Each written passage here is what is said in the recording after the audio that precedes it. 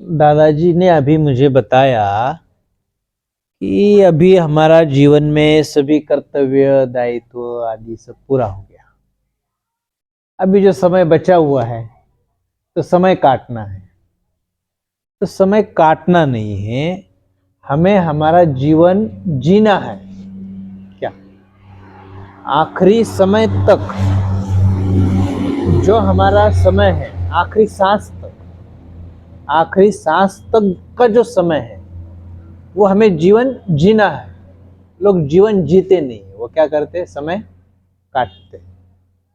तो हमें समय नहीं काटना। तो इसका मतलब क्या हो गया, हमारी विचारधारा हमें बदलनी है। लोगों ने बचपन से लेके बुजुर्ग अवस्था तक जो संस्कार दिए वो उनकी अज्ञानता के वश उस तरीके से दिए, परंतु आखिरी समय तक जीवन जीना मतलब क्या, उसका आनंद लो। हर सांस का, हर क्षण का, हर पल का आनंद लो।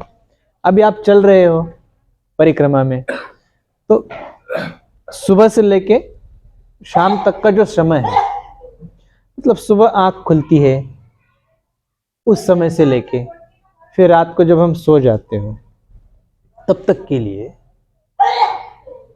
आंखें बंद होने तक, उस समय तक आनंद लो, तो आपने जीवन जी लिया। अब इसके बीच में सुबह आंख खुलने से लेके रात को आंख बंद होने तक का बीच का जो समय है वो हरि भजन में, सत्संग में सुनते जाओ। भले वो हर समय, हर पल, हर क्षण वो सत्संग याद रहे, वो जरूरी नहीं है। क्या अब हम क्या सोचते हैं कि हमने जो सत्संग सुना है वो याद होना चाहिए, कोई आवश्यक नहीं है। हमने सुन तो ले लिया है, ठीक है ना, तो वो संस्कार जो है हमारे चित्त के ऊपर हो जाते हैं। किसके द्वारा होते हैं, वो हमारे पंच कर्म इंद्रिय, पंच ज्ञान इंद्रिय जो है उनके द्वारा होते हैं। अब उसमें हमारे पंच कर्म इंद्रिय, ज्ञान इंद्रिय कितना एक्टिव है, उनकी ग्रास्पिंग क्षमता कितनी है, वो भी जरूरी है। तभी आप परिक्रमा में चल रहे हो। तो इस समय आपके पंच कर्म इंद्रिय, पंच ज्ञान इंद्रिय हमारे शरीर के अंदर की 72 करोड़ 72 लाख 10,201 नस नाड़ियां हैं। और जब हम परिक्रमा करते हैं, साधना करते हैं, उपासना करते हैं, तपस्या करते हैं, तो इसका फल क्या है कि इन हमारी 72 करोड़ 72 लाख 10,201 नस नाड़ियों का हमें स्पंदन करके उसका विकास करना है, उसको एक्टिव करना है। तो वो एक्टिव धीरे धीरे धीरे होगी, वो एक जन्म की यात्रा नहीं है। तो जैसे आपने कहा हमें समय काटना है, समय नहीं काटना, हमें जीवन जीना है, उसके अंदर इसका उपयोग करना है। पंच कर्म इंद्रिय, ज्ञान इंद्रिय, इनको एक्टिव करना है। ये हमें ज्ञान लेना है, ग्रास्पिंग करना है, वह संस्कार हमारे अंदर डालने हैं। फिर ये संस्कार जाते कहां पे हैं, ये संस्कार हमारे जाते कहां पे हैं, तो वो हमारे अंदर मूलाधार केंद्र जो है वहां से लेके ऊपर तक सहस्त्रसार, जो 7 चक्र है, 7 केंद्र है, इनके अंदर ये संस्कार हमारे रह जाते हैं। हमारी जो मूलाधार से लेके ऊपर तक जितनी हड्डियां हैं, मन की हड्डियां, रीढ़ की हड्डियां जो है, उसके अंदर ये संस्कार जो है कई जन्म जन्मों तक के, इस जन्म के ही नहीं, कई जन्म जन्मों तक के। मतलब अभी हमें कोई दुख हो गया, कोई आघात हो गया, कोई झटका बैठ गया, कोई सदमा बैठ गया, उसके भी संस्कार उसके अंदर है। और हमें बहुत खुशी हो गई, खुशी से हम इतना हर्ष उल्लासित हो गए, वो भी हमारे उन केंद्रों के अंदर वो संस्कार बने हुए हैं। फिर कोई हमें डांटता है, बचपन में हमारे माता पिता डांटते हैं ना, शिक्षक डांटते हैं, तो वो भी आघात हो जाता है हमारे मन के अंदर, हृदय के अंदर, वो भी उसके अंदर रहता है। तो जितने भी हमारे कर्म हैं वो सभी संस्कार उसके अंदर होते हैं। तो वैसे आप अभी यहां बैठ रहे तो समय काट नहीं रहे, ये संस्कार आपके अंदर जा रहे हैं। इसका उपयोग कब होगा पता है, भले ही आपका ये शरीर छूट जाए, जीर्ण शीर्ण हो जाए, तो ये पंच तत्वों से बना हुआ शरीर है। तो ये चमड़ी है, ये हड्डी है, ये मांस है।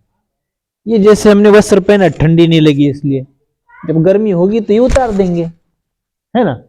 फिर क्या करेंगे, सूती कपड़ा पहनेंगे, तो जिससे हमें गर्मी नहीं हो। तो ये से हम बदलते रहते, वस्त्र क्या करते हैं, हम बदलते रहते हैं।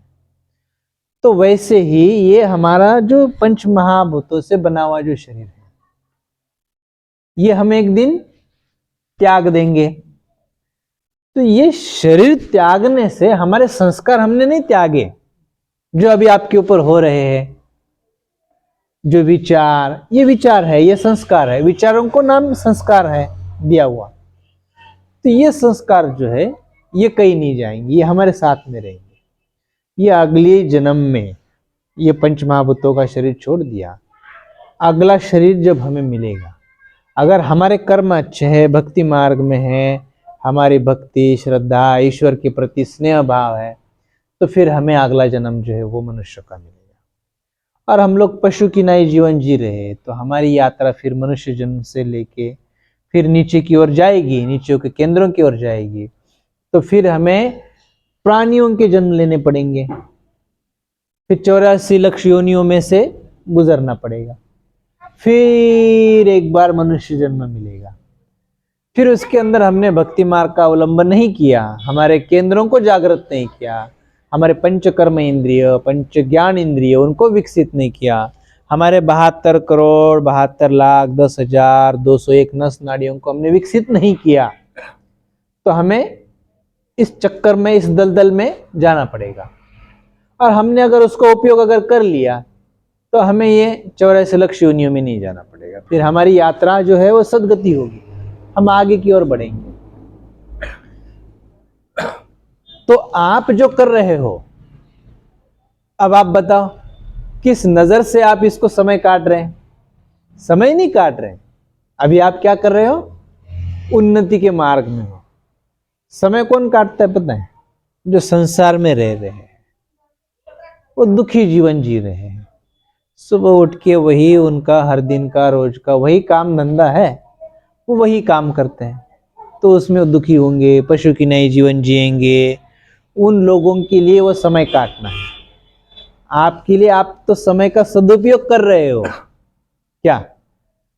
तो अभी क्या हो गया, बस हमारा विचारों का चश्मा जो है, विचार रूपी जो चश्मा है, आंखों का जो नजर है, विचार रूपी जो नजर है, उसको हमने बदल दिया। अब विचार बदल दिए कि हम अभी हमारा समय का सदुपयोग कर रहे हैं, हमारी यात्रा उन्नति की ओर जा रही है कि नहीं? सही बताओ, कितनी अच्छी बात है ये। तो हमें हमारे विचार बदलना है।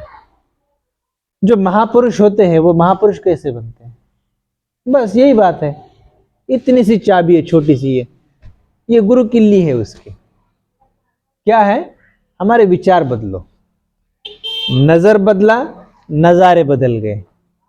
जैसे दृष्टि वैसे सृष्टि, जैसे हमारे अंदर है वही बाहर की ओर होगा। हम किसी व्यक्ति को अगर गलत नजर से अगर देख रहे हैं, तो हमारा अंदर वो भाव, जो भाव हमारे अंदर है, वही हम लोग उन लोगों को देखते हैं।